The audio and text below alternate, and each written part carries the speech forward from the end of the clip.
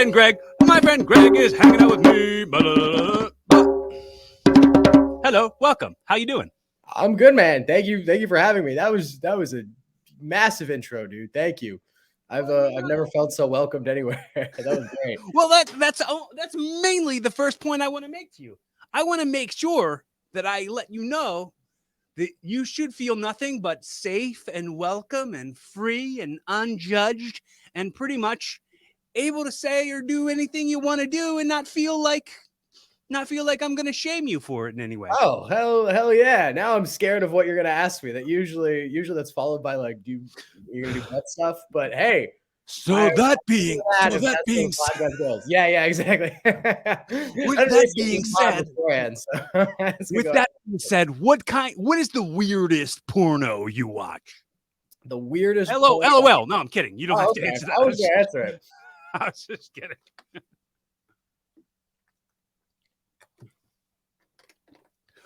But sure. Welcome, Greg. Thank you. Yeah, thank you for having me, man. I'm happy that what's really funny is like you were like, "Oh, I'm sorry, I'm kind of being flaky." And I'm like, "You're totally not being flaky." Oh. I don't know what flaky is to you, but nah, I don't. I mean, flaky is not saying anything back and blowing me off completely. Yeah. No, I like to follow through. I don't know. I think not to get too weird up front, but I think the standard for any industry, professionalism wise, should be set. And I think with comedy, a lot of comics don't meet that, and it's sort of a necessity of being a creative and being in a creative industry. But yeah, I like to think that my degree of professionalism is at least something that will hopefully make you stand out. And it's also just a nice thing to do. I'm a producer too. Like, I get if someone comes late, it can fuck over the entire show. Yeah. I just saw that. I was looking at your profile, seeing that you were a producer for what's the venue? Oh, Hilarity, New York. Please follow it. What's that? Plug. Hilarity, New York. Oh, I'm following it right now. Don't. Oh, hell yeah, dude. Yeah, please. Don't mind me not paying attention to you for once. No, you're good. I'm not that interesting. On the hilarity thing is where all the action is. All right. That's where we get the interesting people to come. That's awesome, man. I got familiar with you, introduced to you through Marin's show. Oh, okay. So when I saw him post something that had you in it, I was like, this guy's probably, I don't know how young you are into it, but I imagine not very seasoned in it, and I kind of wanted to like pick your tiny brain a little, not tiny. Oh yeah, please. I wanted to pick your brain a tiny bit. Yeah, that's what I'm here for. Yeah, I mean, I think, I think it's definitely a perspective that is often washed over, honestly, because it's usually not very interesting. Like there's a million shitty comics, and if you were to take every one of them and have them start a podcast, they would all talk about the same thing. But inevitably, some of those guys are going to make it and do interesting things, and then when they get to that point, it's going to be really interesting to see what they had to say in the past. So hopefully this will be a cool archive of something when I am an intern on some really big show in my 40s, because that's probably where I'm going to end up. But on a political show. Yeah, exactly. But for the people only listening and not watching along, Greg is also wearing a MAGA hat right now. I work at Five Guys in Times Square. It was our color scheme first, let it be known. And it looks exactly like a MAGA hat. Like I'll pull up to open mics and everyone will shame me. And I'll get ripped up. Dude, they do not like MAGA. I've actually had someone push me, like physically assault me. And then I turned around, I was like, dude, what the hell? Why'd you do that? And then they go, oh, sorry. I just walked away. You can't take that back. You fucking you punched me in the arm. You know, we gotta like make like political campaign shirts for like somebody who's ridiculous that nobody really wants in the office and make them look like a Hooters uniform. Oh, that'd be great. Let's do it. Dude, I take that just to get some spare Hooters uniforms around here. I'm running out. All the ones I stole are starting to smell. So yeah, dude, I need some new ones too. Those things they don't. Well, I mean, you're a pretty small guy, so I mean, you got to fill those uniforms up. I don't like how you could just assume that by looking at me through a webcam. You're correct, but I don't like you can just make that call. You nailed it. But yeah, I don't like that it's that clear. Maybe is the personality? Be honest. Is the personality makes you look like you're smaller than you are? Do I come off as small? I don't know. I mean, maybe it's because I saw a video of you and you're a little skinny guy in the video, just a little tiny skinny guy. That's fair. That's not a bad source. Yeah. Yeah, no, I'm not Not a I'm not not just the a webcam video. yeah. No, I'm not a huge guy, unfortunately. That yeah. No, dude, my dad was because my whole family's Latin, Mhm. obviously. Right. And my dad's family were like the tallest people in Spain. And my grandmother always talks about being the tallest person in her city and whatever. So his family, they're all 6 feet plus. But that's like in 1950s Spain, you're in the Euro League if you're over 6 feet in Spain. So Yeah. there's those, like, you talk to the rest of my family in Spain, those Latin genes are still in there. And then my mom is Colombian, and then you put them together. My brother's actually 6 feet. We're not like tiny. I'm like 5'9". My brother's 5'8", and then my Well, I brother. wasn't necessarily talking about a short fella. I was talking about how you're a little skinny Oh, guy. oh, I just outed myself. Oh no. Yeah, no, I'm pretty. I got a good metabolism for sure. Yeah, probably. I mean, yeah, I promote as often as possible to um enjoy that free testosterone while you've got it, man. Yeah, yeah, I know. It's good, dude. I'm not even gonna lie. I'm on the keeps grind too, and I didn't know that the erection part was like a piece of it. Uh-huh. You know what I mean? Is there a keeps grind, you said? Yeah, the what is it called? Finasteride, the hair keep Okay. Yeah, I nonsense. was not familiar with that. Yeah, it's so I- one of the side effects to it. I'm so new to this, so I'm gonna piss. I don't know what the average age of your listener is, but I might piss some Oh, people I don't off. know. I mean, I don't know anything about them either. So we're, Good. All right. we're just throwing arrows into the dark, man. Hopefully someone sticks with it. But yeah, one of the side effects is it like makes it more difficult to get hard or something. So the running joke is you take shit to keep your hair, but then you can't get hard. So you take Viagra to get hard, and then Viagra makes you depressed. So then the company that sells Keeps also sells, or Hims, I think. All hers are just antidepressants. So the company that sells you the shit to keep you hair that is making you and then Viagra, which is making you depressed, you then have to go back to them to get shit to not make you depressed. So it's all a cycle. It's all fuck big pharma.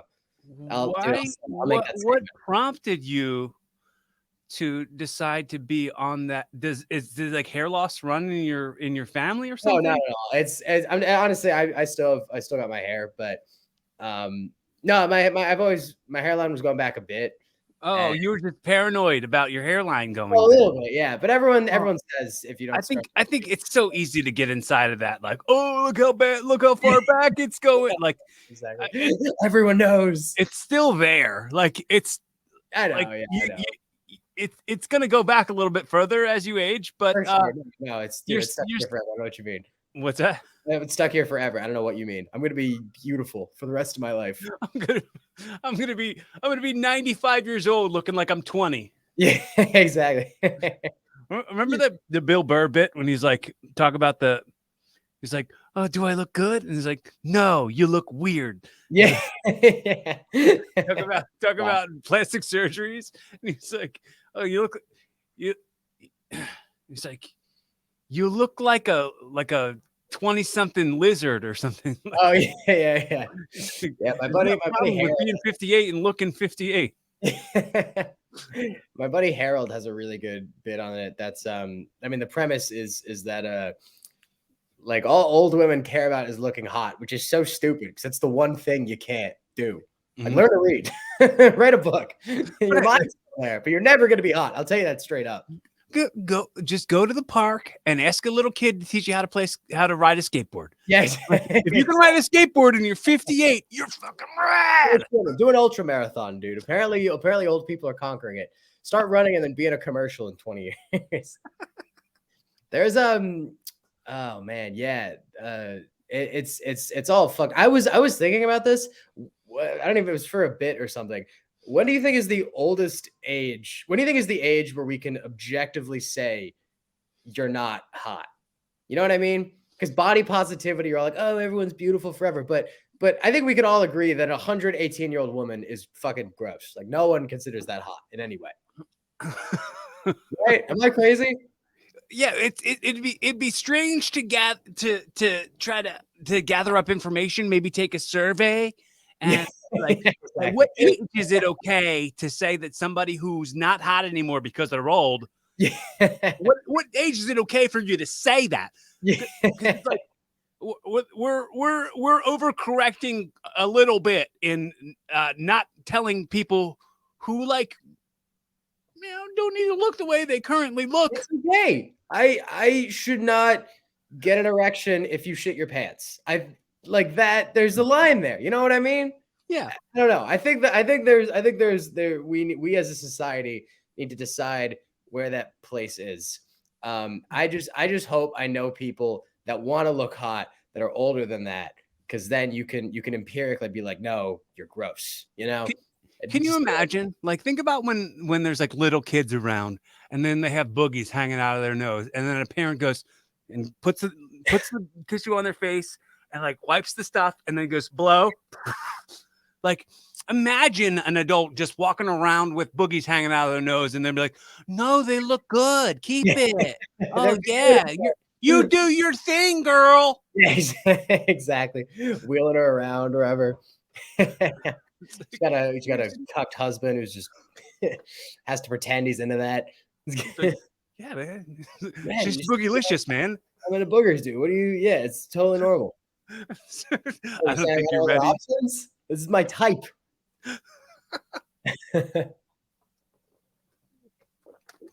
you do any bits about being on Keeps or Hymns or any of that? No, not really. I mean, it's not I like to think it's not a defining feature of my life. Well, I mean, it wasn't until you brought it up here today. No, I've sort of did like you always try it out when you start, but like my hair isn't bad enough where anyone would care. Well, how long have you been in comedy now? How long? About 10 months. So I'm still pretty new. I'm sure it'll get worse, and the bits about my hair will I think in the beginning, everybody's got their like everyone's got their joke about the penis erection pills. Everyone in the beginning, everyone's got a joke about everyone's got a joke about I'm trying to be a comedian. Everyone goes, "Oh, tell me a joke."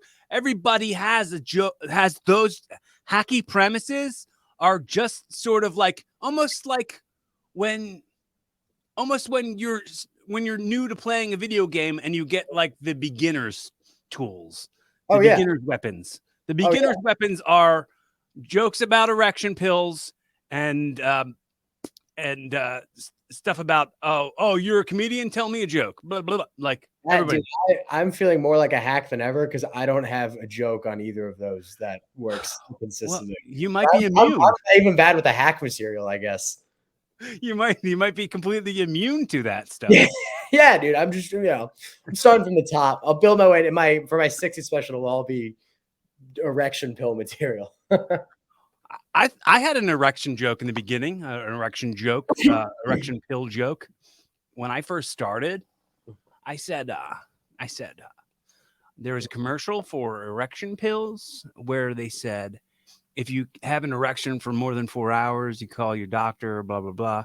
I mean, lots of people have jokes about that, but I was like, what got me was that they said, if you achieve an erection for more than 4 hours, and I was like, well, I've had tons of boners in my life. Never did I say it was an achievement. Like, I want to be like, put this on the fridge. I deserve something for this. That's a pretty good joke. That's original. Yeah, there is something funny about using the word achievement. Did they actually use the word achievement in a commercial? Or did you add it in for the bit? Yeah, they did actually use the word achievement in the commercial. Sick. That is so cool. Put it on the fridge. I deserve something for this. A+. Got a D in social studies, and I got a D that's big and hard. You guys know how you said it would go down? It hasn't. Someone get the clock. See, that's where it starts getting hacky, where you Oh yeah. overtack. No, yeah, no, dude. Don't worry. I like it. Call my doctor. Screw that. I'm calling my friends. Guess Yeah. what? You're saying, oh, this is my hacky joke from when I started. That honest to God, that is about probably the caliber of what you hear at a New York City open mic. That's a good fucking joke, man. That's a genuinely I laughed. Bro, I've gone to a few New York City open mics, and I expected them to be better. Really? I Oh, expected kind interesting. of like maybe I shouldn't have had such high expectations. Yeah. But I was like, I kind of expected everyone to kind of be a ninja. Like I expected everyone to be pretty sharp and pretty good. And I thought it would be more like a showcase. No, But it no. was very open mic. It was very like Yeah, any kind and like I go to open mics at the bar here yeah, in yeah. PA. Like it's just the same kind of stuff. And I was like, oh man, I thought it would be more. And then I went into this whole chunk that had to do with like some hip hop songs, and I started bringing up these hip hop songs, and I was like, "Is this New York City?" And none of you guys know what this song is that I'm talking. I'm quoting Tupac, and it's crickets. You In quote this, him with the N-word, dude? what's that? You quote him with the N-word? Is that why I didn't No, play? no, no. I was. We do hate that. We're not big on I don't know how the comedy scene is out in in Pennsylvania, but in New York City, white guys saying the N-word, that they yeah, you get ostracized real quick. You know what? I talked about it on this podcast way early in the beginning of when I started it. I'd imagine it was probably. I'm thinking it was Jack Martin. I had this black Philly comic, Jack Martin, and we both talked about an open mic that had happened 11 years before that, where Yeah. an Asian guy said the N-word with a hard R on stage, and he was like, it wasn't me who said it. I was quoting another guy who said it. And everybody was like, get out of here. Nobody wants you up on That excuse for my family a bunch, dude. You know what's fun? I might we read Huckleberry Finn. This is also I feel like everyone has their hack premise on this. Oh, But yeah. we I've read heard that a Huckleberry million times. Finn in 8th grade, and my friend, it wasn't even a comment. My friend had this hilarious. I was like, is it more or less racist if you made the black kid read aloud the entire book, or if you made the white kids also say it? Which is the better alternative? You know, maybe you just have him be the designated you say that word guy. Yeah, just Like, everybody else, everyone else goes, and then they have like then the teacher has like a hand signal that she gives to this guy who's sitting in the back. It's your turn. You say that word. No one else can. Or one day, and he's like, "Well, I guess we can all say it, guys. He's not here. Lock the doors. Time for your real education, kids. Some shit you're gonna use out there." Oh yeah, man. Oh yeah, but sorry about New York City open mics and not being better. Yeah, they're definitely. Again, this is just my impression. I did one in Baltimore, and I did pretty well right off the bat. My impression is in New York City, everyone also, just as a prerequisite, everyone living in New York City is just incredibly depressed all the time. So you definitely have that energy in an open mic where no one is giving anyone the benefit of the doubt. And no one really cares about anyone else. And maybe that's true in other places, but it seems a little less so.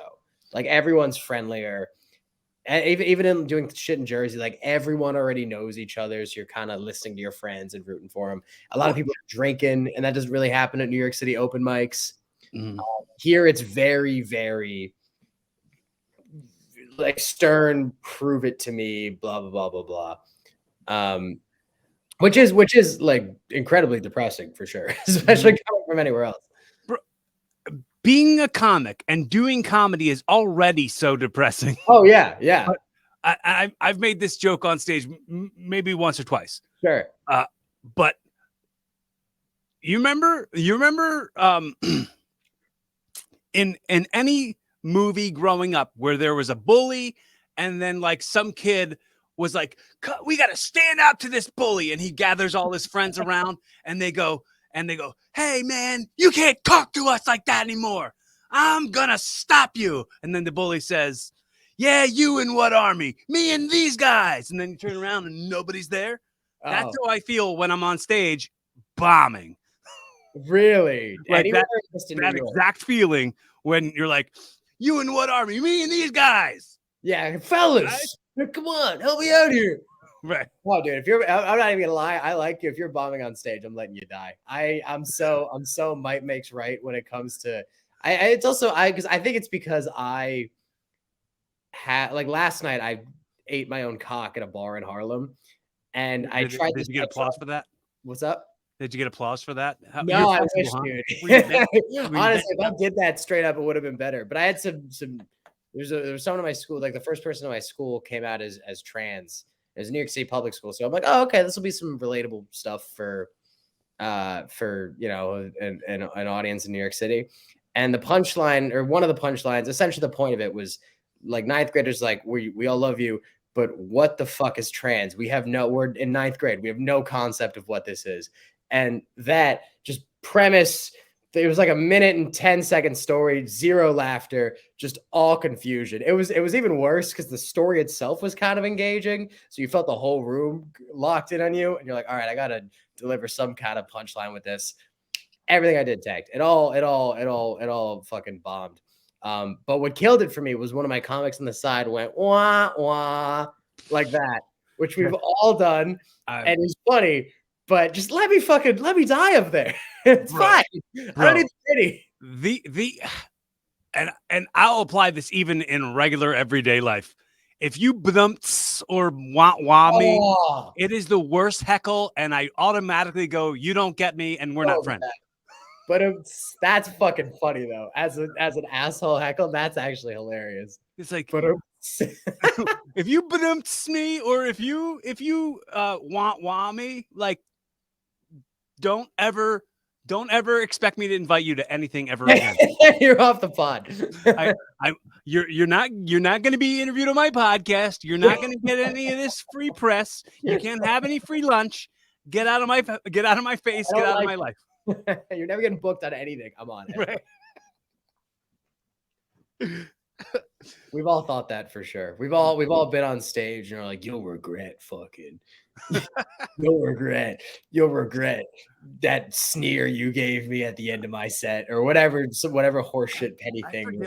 I was at an open mic that was like in a basement of a bar in Philly, and it was like quiet right before this guy was like about to hit his punchline, and then a can of Febreze rolled from the back of the room all the way down to the stage and just like landed right on the comic's feet.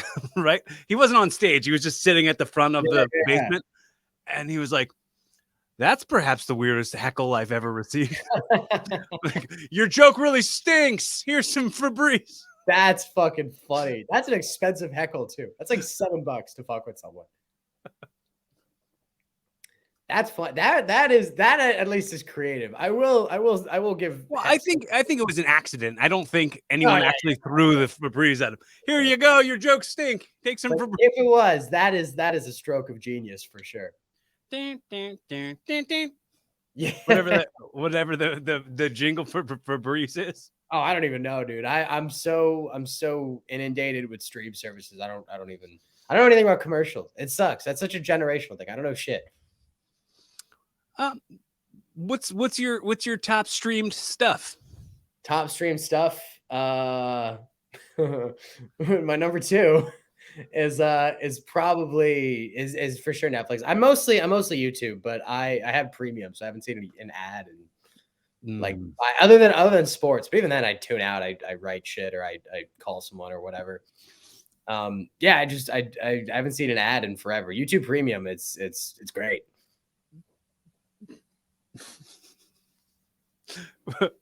So tell me more about the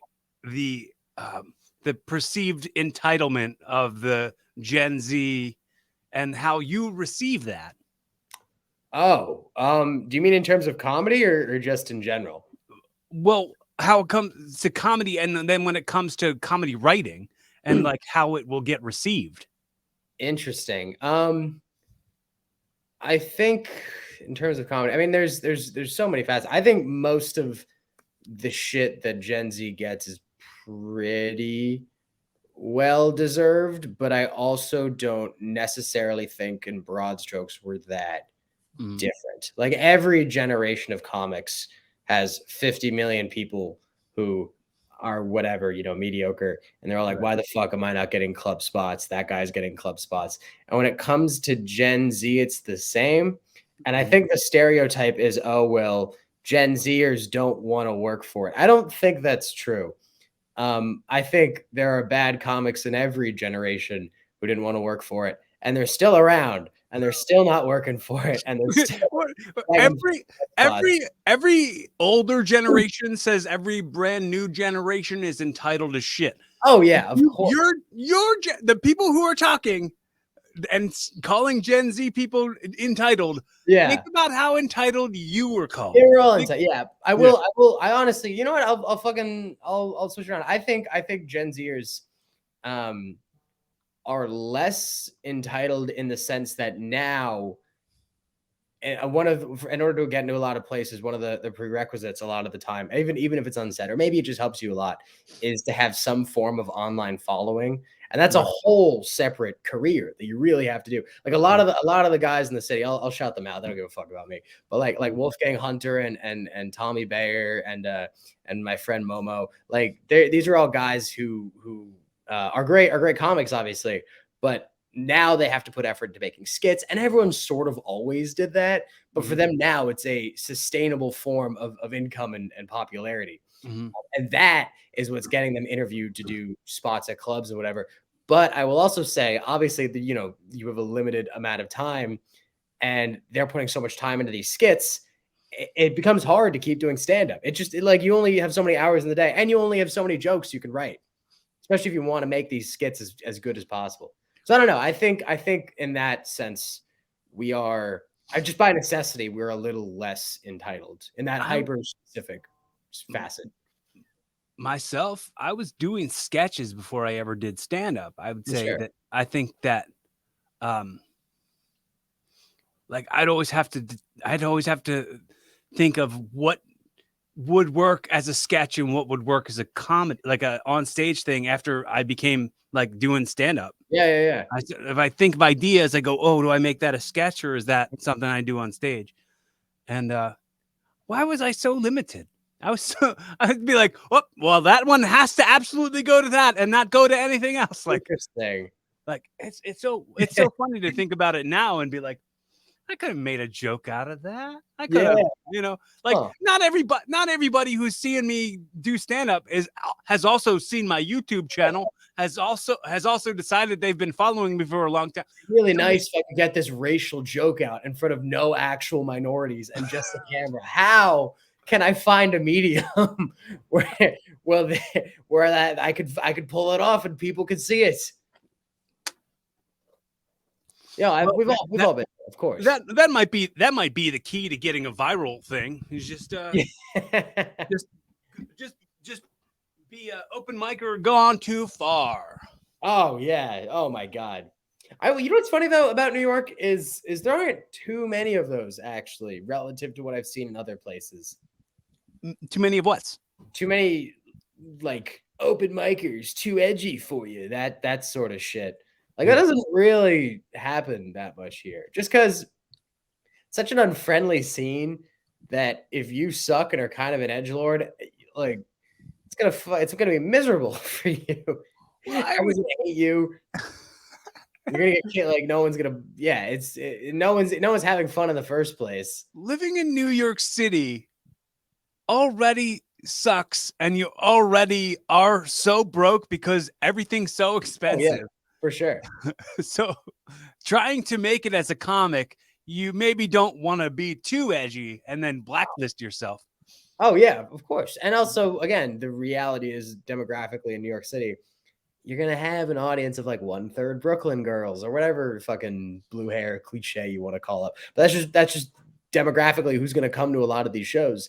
And as someone who books a show, you don't want to walk a third of the crowd. You just don't. So it becomes hard to work that shit in. That's also one of the things that I'm excited about doing the road for. And every time I play Jersey or play Pennsylvania, that's where it's more fun, is you can really let shit rip. And usually people are along for the ride, which is, yeah, it's great. That's so much fun. I love that shit. That's so cool, man. It's cool to hear you be like, you don't want to walk the room, and like you saying stuff that like took other people like me a long time to even know what that even meant when I was in comedy.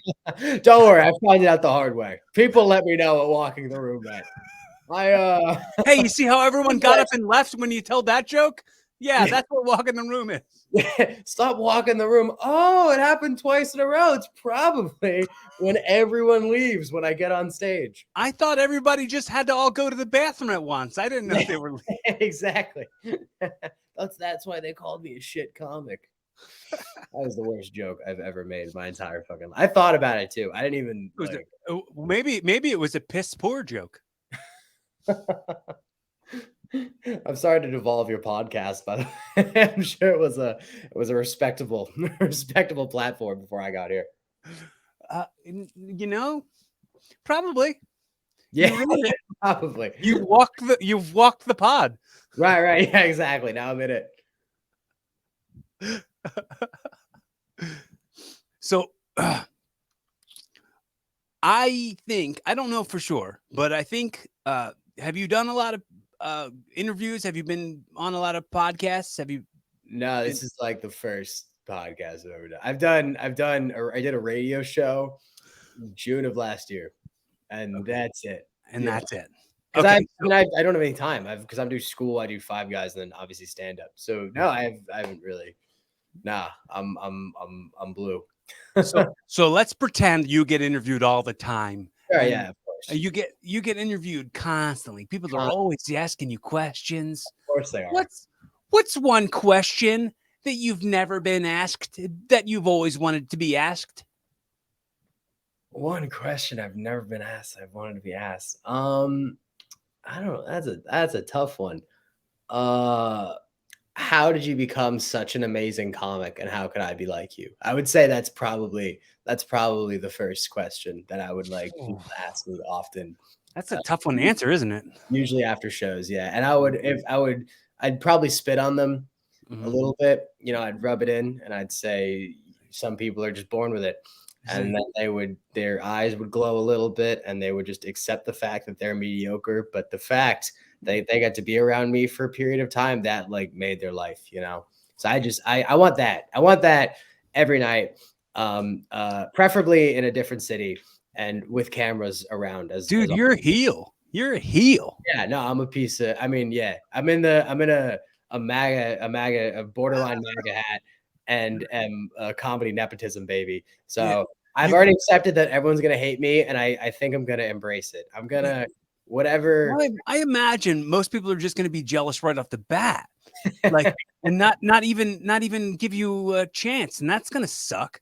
But I mean, I don't give a fuck about people who are living in jealousy like that. People have actually been really cool to me, honestly, by and large.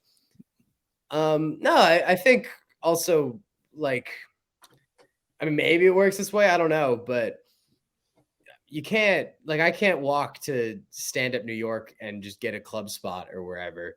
Yeah. I mean, maybe I could do that once, but I'd suck, and then they'd never put me there. You have to get good first. Yeah, of course. And I mean, the only way to do that really is what you're doing by doing what you're doing now. Yeah, exactly. It's open mic and bar shows and whatever the hell. Yeah. Like any spot available, really. And you do that enough, if you're decent, you'll start doing pretty well. And then if you start doing well enough, then most people are at least somewhat respect what you're doing. I will say though, like I haven't done anything. Now is actually, like, in the last month and a half, 2 months, are when I'm starting to get opportunities that I would say people that are just as good as me aren't necessarily getting. And it's not that extreme, and they're not to a level to where I don't think these people can get them, but it's pretty clear that I'm the one that's being favored for a lot of those things. And I think that's when it will start annoying people. But again, like right now, all I'm doing is independently produced shows and stuff. And we're all on independently produced shows. That's not anything new. There's a line that I took from an Eminem song, and I used to do it in heel promos. Mm-hmm. And I would say, the difference between you and me is you think there's no difference between you and me, and there absolutely is. That's a good heel promo. That's a good line. Yeah, man. Being a heel is like one of the funnest things you can do. Oh yeah. But Marin was also a worker back in the day, and he said, I think he said once, as a comic, you shouldn't really try to be a heel because you want the people to like you. Yeah, I'm totally kidding. I'm Oh, also no, me either. yeah. Like I don't know. Again, I guess you met me now, but I'm a pretty nice guy. I'd be a pretty shit heel if I tried. I'm not very mean, unfortunately. I wish I was. That'd be nice.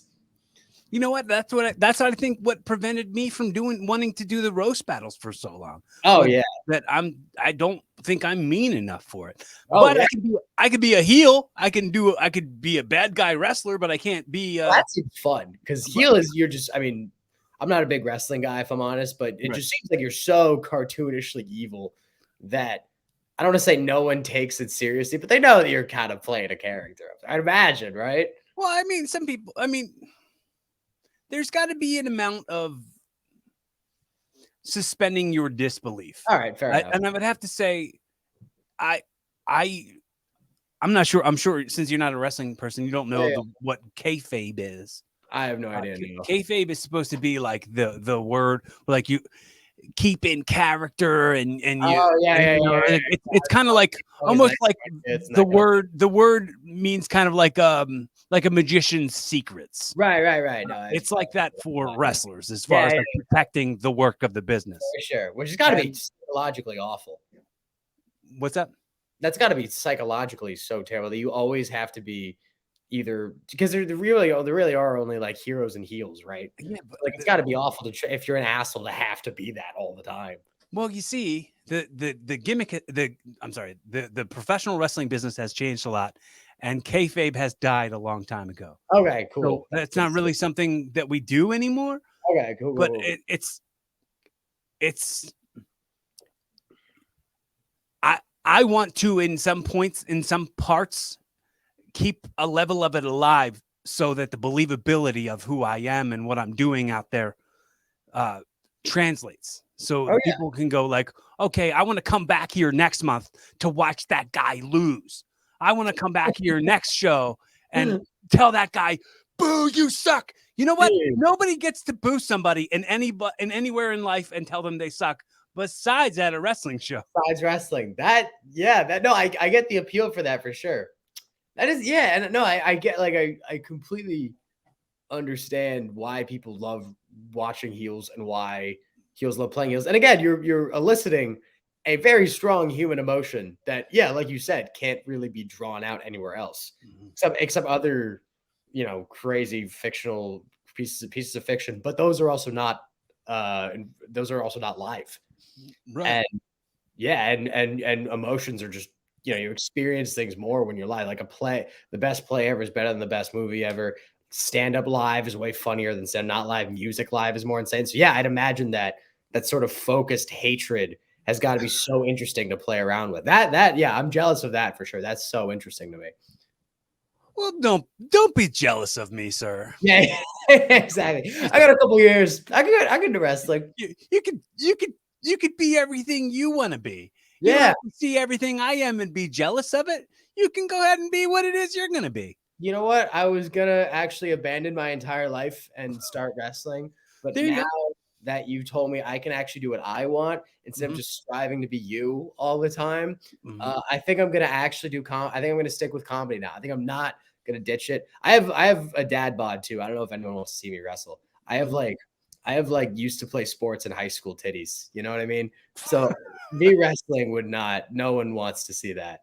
It would just be like, I'm not out of shape enough where it'd be weird, but it looked like I put in effort, but just not enough, which is just sad. That's the worst of both worlds.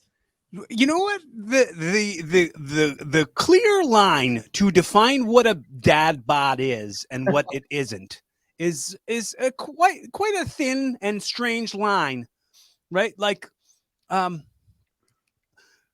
you go on Instagram, there is tons of influencers. There's tons of people who are in sick shape and Oh, they like make a living off of posting pictures of their body. yeah. Mhm. And it's like I'm also somebody who spends a lot of time in the gym, and I'm also somebody who like takes my shirt off, and I do that all the time. That's like Right. that's part of what my job is, and my purpose is part Yeah, of that. of course. But then someone will look at me, and since I don't look like every fitness influencer on Instagram that they're used to like scrolling through and seeing, Yeah. they'll be like, "Oh, look at you and your dad bod." Like, don't you dare! Yeah, no, Don't yeah. you dare! You know what a fucking dad bod is, buddy. No, I can tell from you're in pretty good shape. I don't think if someone says you have a dad bod, they're an asshole and probably jealous. I'll go as far as to say that. Well, someone who said it to me was trying to say it in a good way. They were like, "Oh, I love a dad bod. Look at you guys," and I was like, "Yeah, what you're saying to me doesn't make any sense." Suck my dick, dude. What's It's hot. What? Say that one again. Suck my dick, dude. I'm supposed to be hot. Dad bod. Fuck you. The only difference between you and me is you think there's no difference between you and me. Yeah, exactly. I go to the gym, fucker. That's the difference. I'm not going and watching this event eating Fritos. It does. I will say, like, I do. Part of me, because I have a lot of friends that are really interested in wrestling. Part of me wishes that I did at least get into it a bit to sort of understand the fanaticism. At least just have an understanding. Does that make any sense? I want to know the intricacies of Dude, Greg, how old are you? I'm 22. 95 years old. Are you expiring? I have my like 3 interests, and that's my limit. I can't learn or know any more things. I can barely keep what I have going on right now. I haven't watched an NBA game in like 2 years, and I still pretend that I'm an NBA fan. I can't do it. I don't have time. I know. I'm sorry. I'll play the WWE game sometimes. Those are fun. I wish when I was younger I learned about things about pro wrestling. When you were younger, how young? Yeah, I had the time back then. I know you always say that in retrospect, but at least now I feel like I'm working towards something. Whereas for all of high school, I didn't do shit. Well, I think what we can do as I hate saying this, but as content creators, Yes, of we course. can turn wrestling for you into some sort of like content where you could go, hey, watch along with a non-wrestling fan as they watch these acclaimed matches. This is something I've been wanting to do for a while, is like try to introduce somebody new to wrestling. I think we did that with Matt Marin and Chris Crespo a bunch of years ago. Like we filmed. Is Matt a heel, if you don't mind me asking? Is he a heel? Yeah. I didn't know him when he was in the business. Got it. Okay. I didn't know him, like, because he was in the New York scene. I was in the Philly scene, and we didn't cross paths. Fair enough. And I guess I don't really know the amount of time he was in it, but I know he was in it like in 2008. Okay. And he's the sweetest guy. I was gonna say. Yeah. He's the nicest dude. I didn't, but here's a little known or a little unknown, I don't know how known this fact is.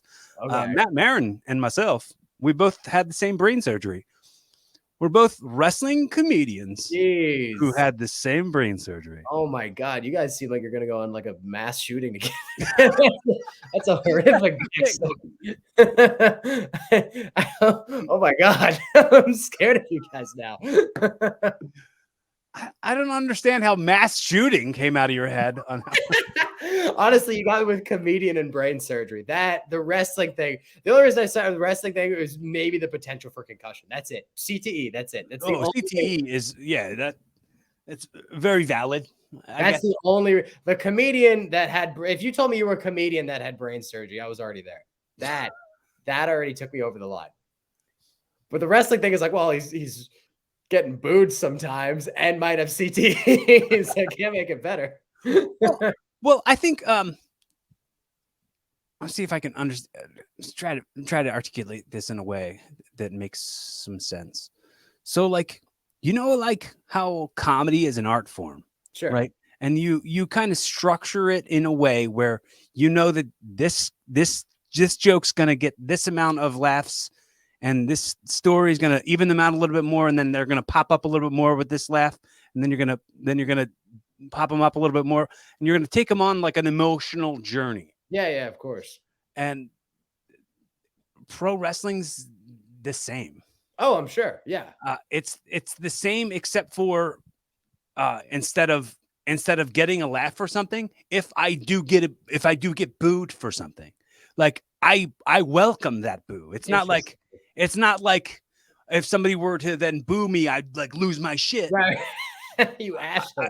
I'm like, this is what I'm after. Hell yeah. You're giving me the itch to the scratch, the scratch to the itch kind of thing. No, that makes complete sense. Yeah. And like I said, you're just eliciting a strong emotion from people. That is something that an interesting advantage that wrestling probably has over comedies. I think you can just access, at least initially, a wider spectrum of emotional catharsis.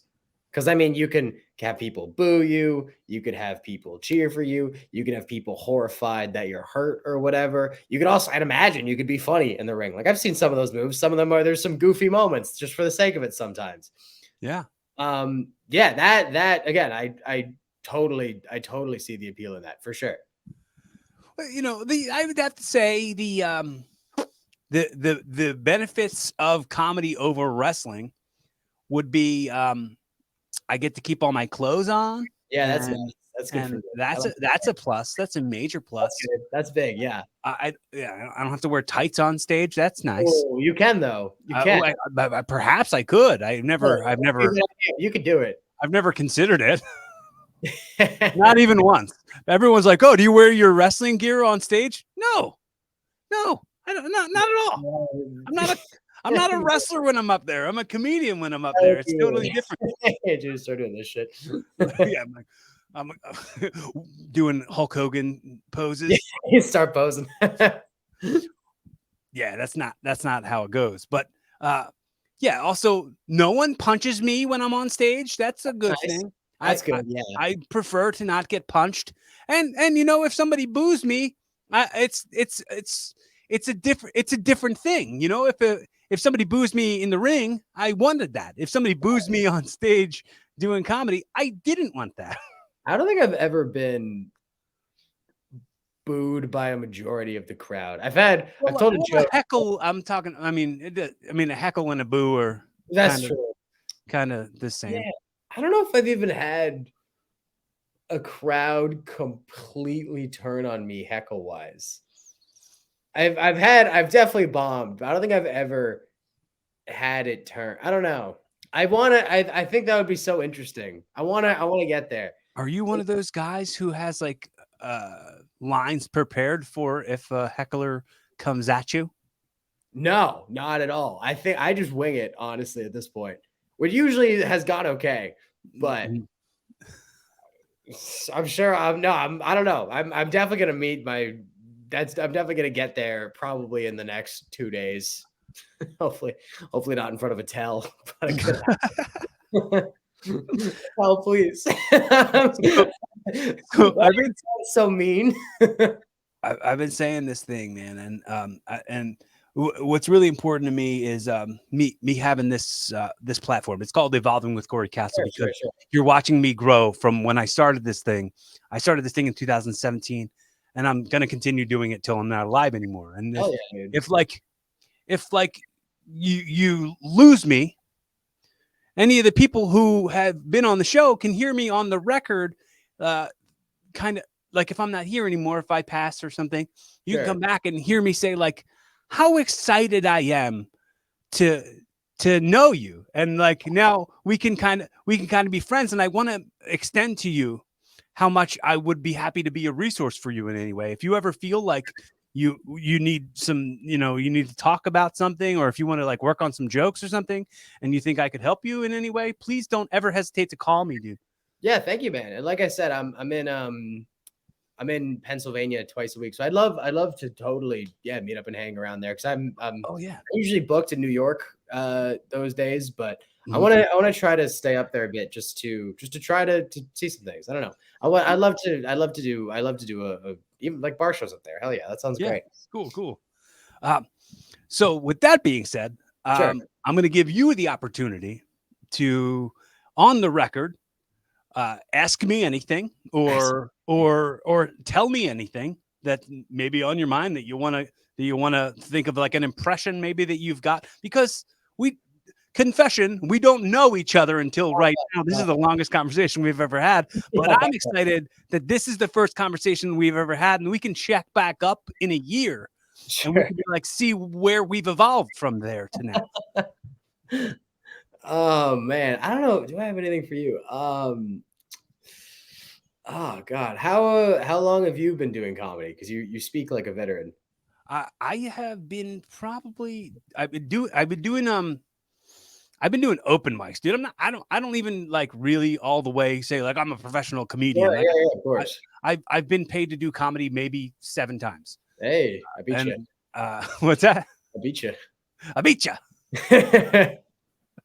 There's a contest that Yeah, you lost. exactly. Sorry. We're- I bring the number up. Probably at like 11, something like that. So sorry. I definitely have no idea. I was just pulling a small number out of my head. But uh, I'd started doing open mics in 2008, probably, Okay. and that's probably where I think probably early on in like 2008 or something was where I met a lot of like Philly comics who are like moved on to like kind of be something or do Oh yeah, something yeah, now. sure. That's probably all came from back then, but I didn't pursue comedy because I pursued pro wrestling for so Oh long. yeah, So yeah, like of course. I like would fall off of doing open mics for years at a time, For or sure. like I'd go months and months before I jump on stage. I don't think I've been on stage at this point since like September or something. It's been a Oh yeah. while I mean since that I've been makes on stage. But if you work I'm sorry, I didn't mean to interrupt. sorry. I didn't mean to interrupt. Yeah, if you work a job and you are pursuing anything creatively, that makes complete sense. Yeah. I mean, there's just not enough hours in the day. Yeah, I mean, I'm trying to I just started this new job, and you know, I'm I'm trying to do episodes of the podcast, and Oh yeah. I'm wrestling, so it's just a pile up of things, and like bombing at an open mic isn't the top of the list for me. That's all. I'm gonna do that after this. I got a spot near Times Square, and then I gotta I'm gonna go tank at an open mic.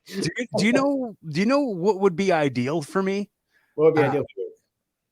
if somebody drove me around all the time.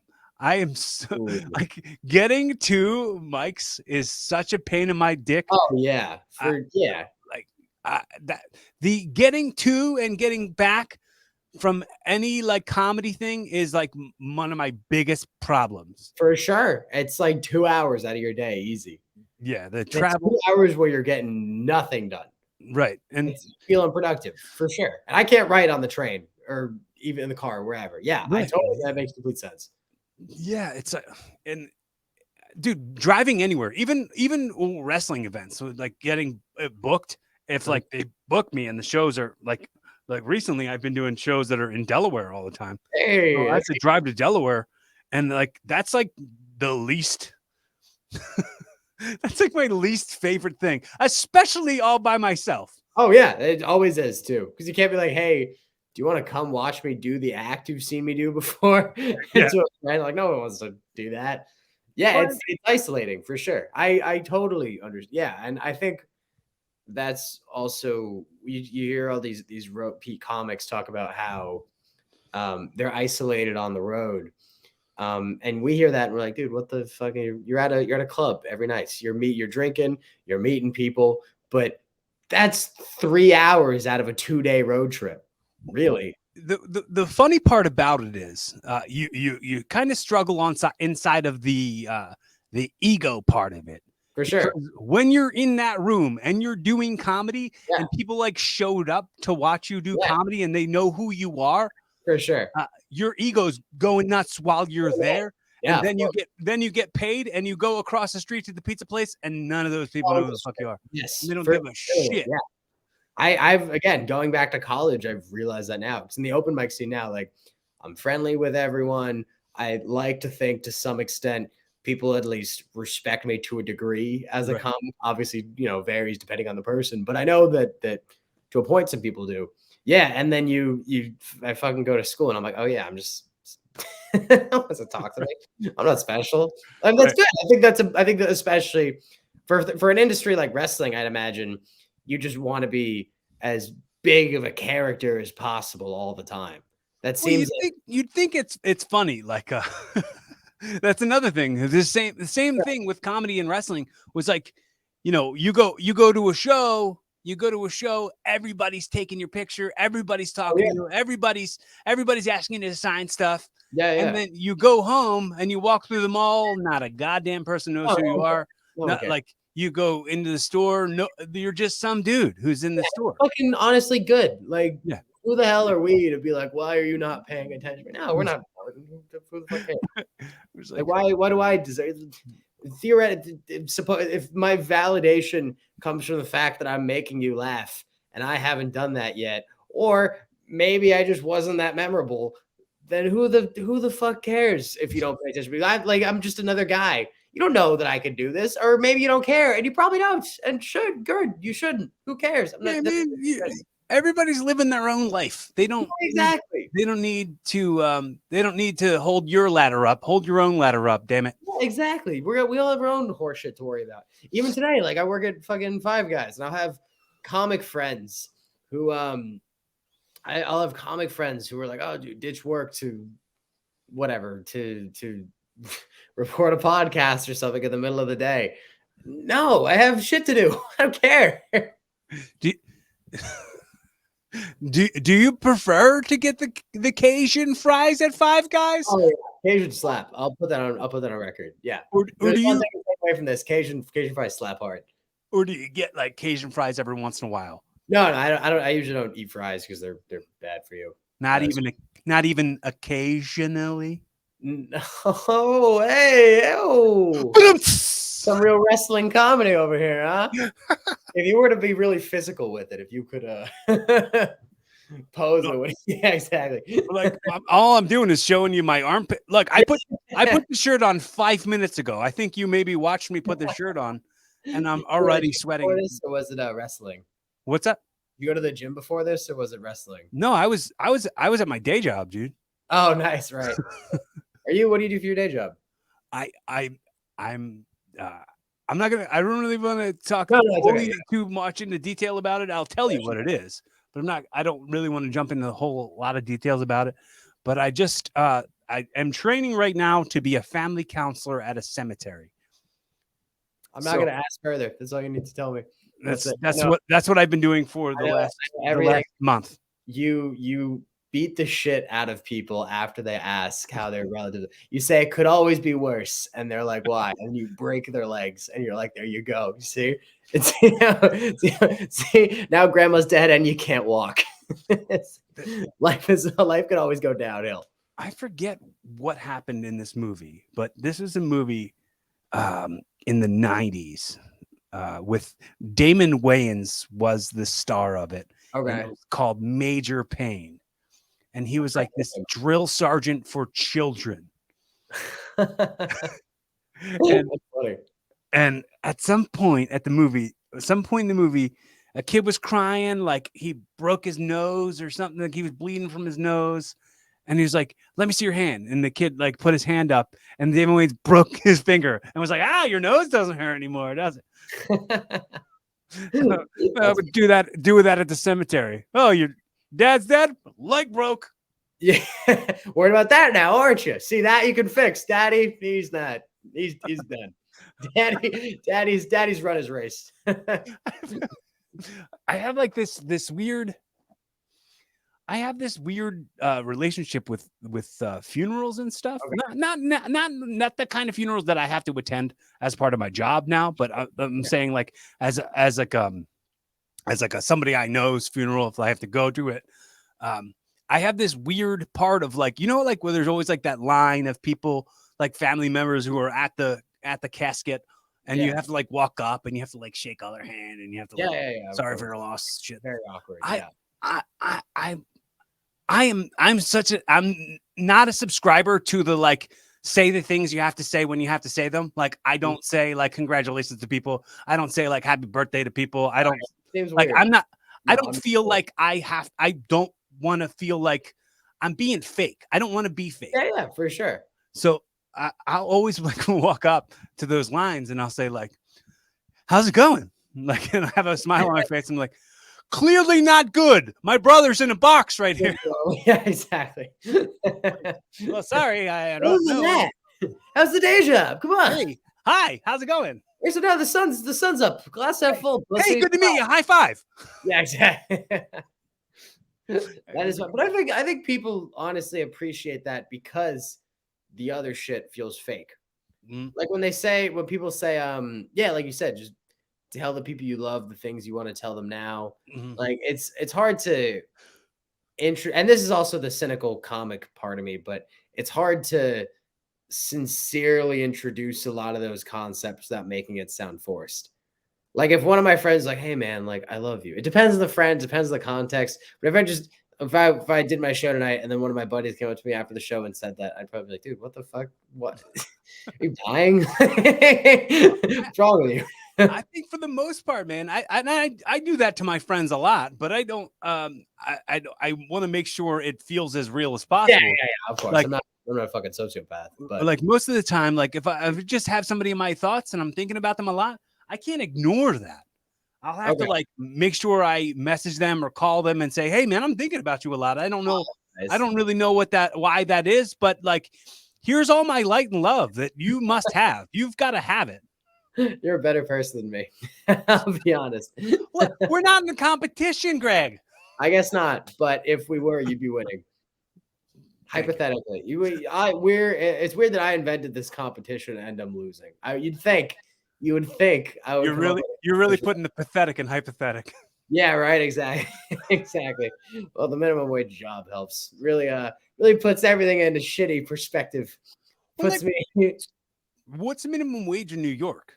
It's not bad. It's 15 an hour. And honestly, I make tips too. So it's more like 17-ish. But I have to pay for school too. So that is where all my money is going pretty much. Everything costs so Yeah, much. everything is insane. But I get a free burger every day. And that is nice. Yes. That is nice. That is Do you ever get double patties on your burgers at Five Guys? They don't let you, but hopefully they don't watch this. But yeah, yeah. Hopefully they're not watching this. They don't care. But All five of them. Yes, all the guys. I do have to get going in like 3 minutes if that's I have to put a timetable on this. All right. So just a few more quick things and then I'll send you off into the sunset with a hot dog and a handshake. So I have this bit that we do on the show that I call it audio time travel. Sure. Okay. So imagine this, because this is outliving us. This is gonna continue on. This now exists in the record. It's timestamped right now. Oh yeah. The next words you say, you're giving a message to whoever loves you the most 20 years from now. So maybe you could be talking to your mom, you could be talking to your future kids, you could be talking to your future wife. What message are you saying to them directly to inspire them for whatever lies in their future as a timestamp for who you are right now? Wow, that's a lot. Yeah, I'll say work hard at what you want to do because a lot of people don't. And if you do that, it'll also be white. That's helpful. Do that. Be white and work hard and know people. Yeah, then you'll make it. I love you, child. What's the first kid's name? Jackson. Love you, Jackson. Sorry. I'm probably worse at this than wrestlers. Okay. Last thing. This is how we wrap it up. All right. So hypothetically, on my end, I'm gonna throw a hypothetical at you. Mhm. I've gifted you this show hypothetically. Woo! This has been your pilot episode, the first episode of your new podcast, Evolving with Greg Giraldo Jr. Sure. In the very first episode, you're gonna kind of like a Jerry Springer's final thought. I don't know if you know who Jerry Springer is. If you know what that even is. Yeah. Do you? I know who he is, but I don't know what final thought would be. Oh, he used to do this thing at the end of a show where he would like give the best takeaways. Oh, okay. And like inspire you to be a better version of yourself tomorrow. Okay. In however you want to tie this into a nice pretty little bow and send people off happy, what would you say to those folks? To those folks, yeah, what would I say to those folks? It's tough out there, so when you find a time when you're happy, don't take it for granted. Just understand that this happiness is finite, but you only got it because of all the tough times. I sound really fucking depressed. I swear to God, I'm not. It doesn't sound like a depressed person to me, dude. I have a pretty great life, but yeah, work hard, be good, drink water. A lot of these hard lessons that we all have to learn. These hands ain't scarred for nothing. Yeah, exactly. Man, do you do any impressions at all? No, I wish. I got nothing. All right. Well, the way the actual wrap up normally is if I usually say if you have any kind of impressions in your best impression, you would say the tagline, how we end every show, say be fun, have safe, keep evolving. I'll wing it. I'll do it as Kermit the Frog. I've never done a Kermit the Frog in my entire life. Yes. I'll wing first it. ever. You're seeing it here. You're seeing it and hearing it first for the first time. When I become the next Muppet voice, you can time step this. This is it. This is the start of my career. Wait, what is it? It's be fun, have safe, keep evolving. Me fun, have safe. Oh my God, that was awful. We got to talk to those Henson folks. Keep evolving. That gig. Oh, that's kind of hard. All right. That's it. That's my Kermit the Frog. I don't think I got a future. Okay. Well, you certainly have a future in many things. Being the voice of Kermit maybe not it. Yeah, no, it's probably not in the cards for me. All right. Everybody listening, if this is the first time you're checking out Evolving with Cory Kastle and you've spent the currency of your effort and your time on listening to me this far, please go back and check out old episodes. Follow me on the Instagrams and the TikToks and all those things, and follow Greg. And keep on checking out the show. Subscribe on YouTube. Subscribe on Spotify. Make sure you comment. If you exist, let me know you exist. It sometimes feels like I'm screaming into a tunnel. So, be kind to yourselves. Be kind to others. Tell the people that you love them. Be fun. Have safe. Keep evolving.